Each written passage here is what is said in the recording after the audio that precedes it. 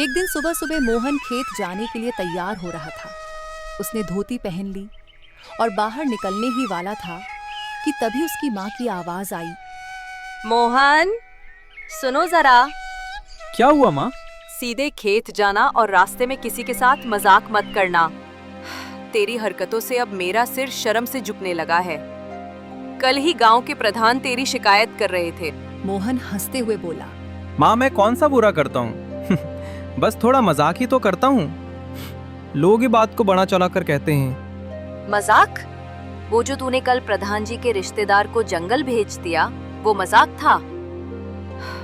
बेचारा जंगल में भटकता फिरता, अगर प्रधान उसे समय पर ना मिलते। जानता है ना वो जंगल कैसा है, वहाँ कोई नहीं जाता। डरावनी कहानियाँ फैली हैं उसके बारे में। अब नहीं करूँगा माँ, वादा करता हूँ। देख लेना मोहन, अगर आज फिर किसी की शिकायत आई ना तो तेरी खैर नहीं। मोहन मुस्कुरा दिया। उसे माँ की डांट सुनने की आदत थी। वह खेत की ओर चल पड़ा, लेकिन उसके मन में शरारतें फिर भी घूम रही थीं। रास्ते में मोहन को गांव का लोहार नरेश मिला। नरेश अपनी दुकान पर अकेला बैठा किसी घोड़े की नाल को हथौड़े से पीटने की कोशिश कर रहा था। अरे नरेश भैया, चेहरे पर इतनी चिंता क्यों है? क्या बताऊं मोहन, मेरा चेला आज नहीं आया। जमींदार किसी भी वक्त ये नाल लेने आने वाला है। मुझे इसे मरम्मत करनी है, लेकिन मदद करने वाला कोई नहीं है। अरे इसमें चिंता की क्या बात है? मैं हूं ना, मैं मदद कर दूं।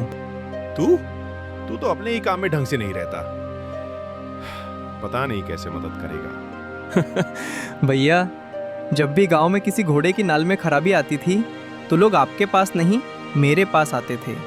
मैं बहुत माहिर हूँ। अच्छा ठीक है, देखता हूँ आज तेरा हुनर। नरेश ने घोड़े की नाल पकड़ ली और मोहन को हथौड़ा थमा दिया।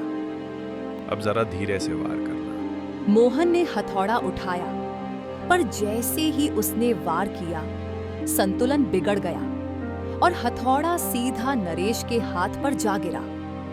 अरे रे, मार डाला रे। ओ मोहन, तेरा सत्यानाश हो। अब तो तुझे नहीं छोड़ूंगा। नरेश गुस्से में उसके पीछे दौड़ा। मोहन जोर जोर से हंसता हुआ भाग गया।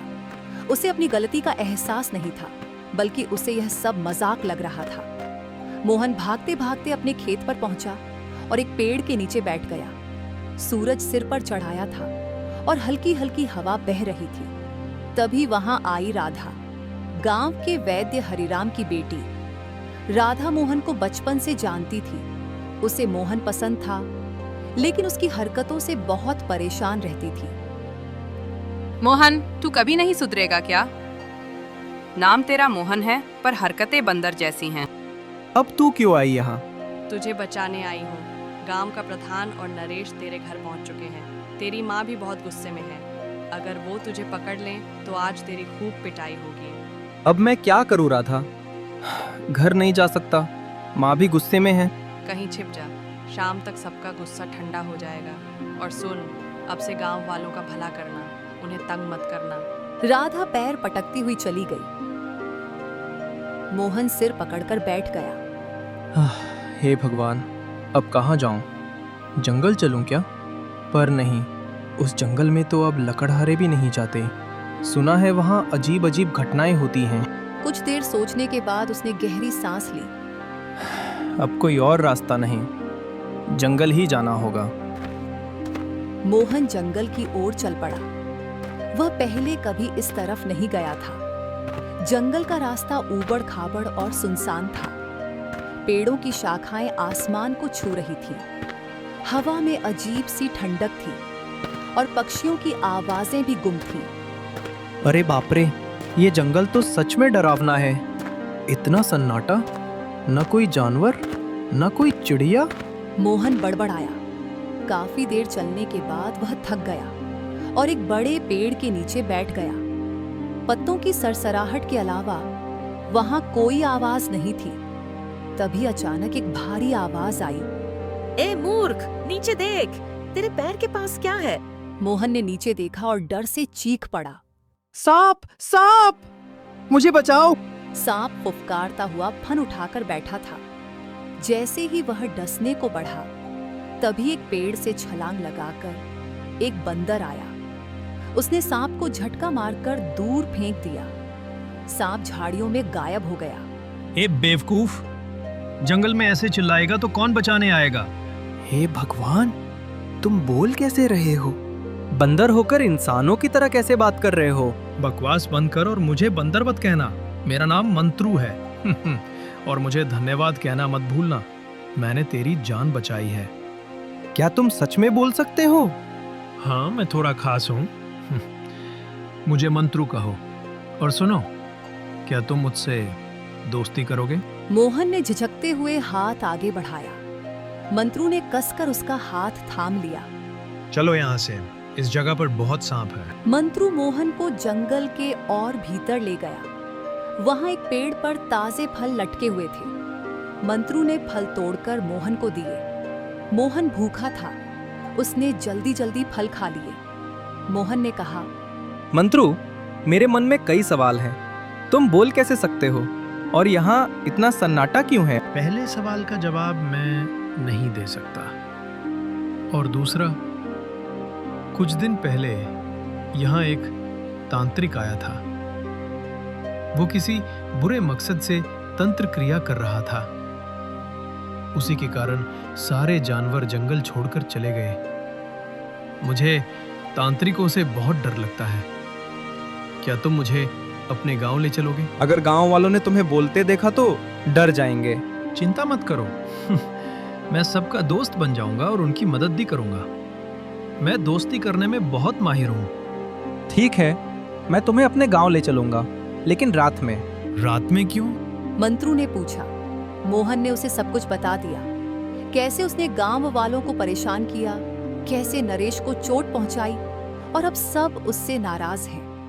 मंत्रू गंभीर होकर बोला, तो हमें सावधानी से चलना होगा। अब तो तू ही मेरा दोस्त है। तू बड़ा शरारती है। मैंने नहीं सोचा था कि एक डरपोक इंसान इतना मस्तीखोर भी हो सकता है।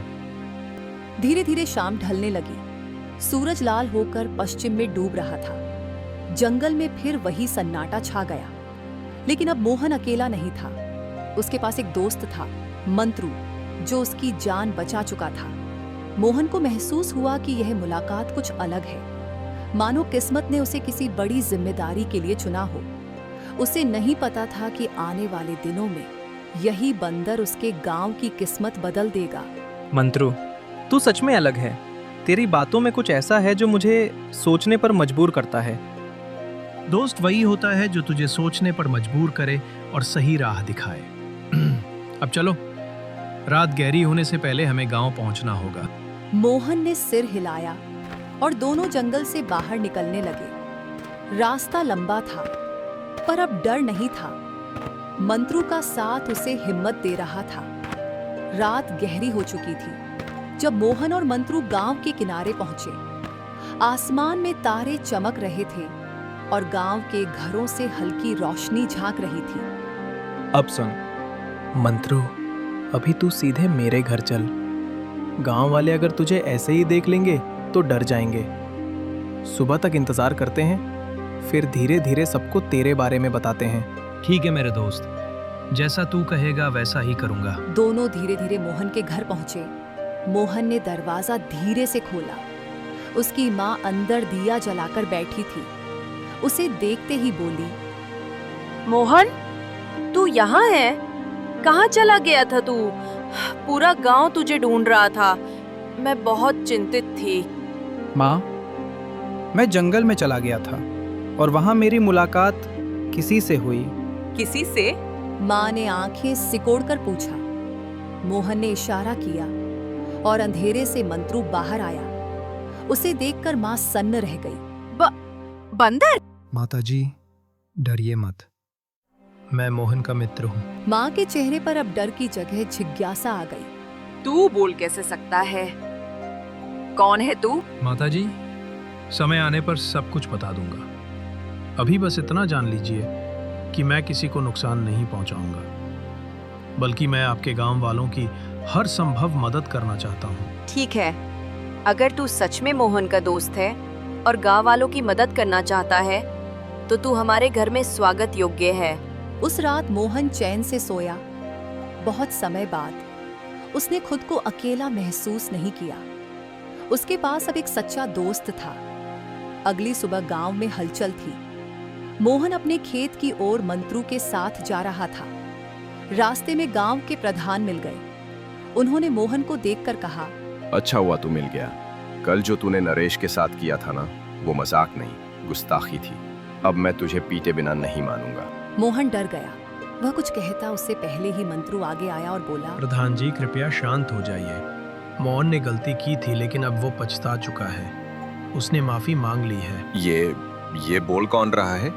बंदर ये बोलता है? कौन है ये? प्रधान जी, ये मेरा मित्र है मंत्रू। इसने मेरी जान बचाई है। प्रधान कुछ पल तक कुछ बोल ही नहीं पाया। फिर सिर हिलाता हुआ वहां से चला गया। उसके कदमों में अब भी डर था।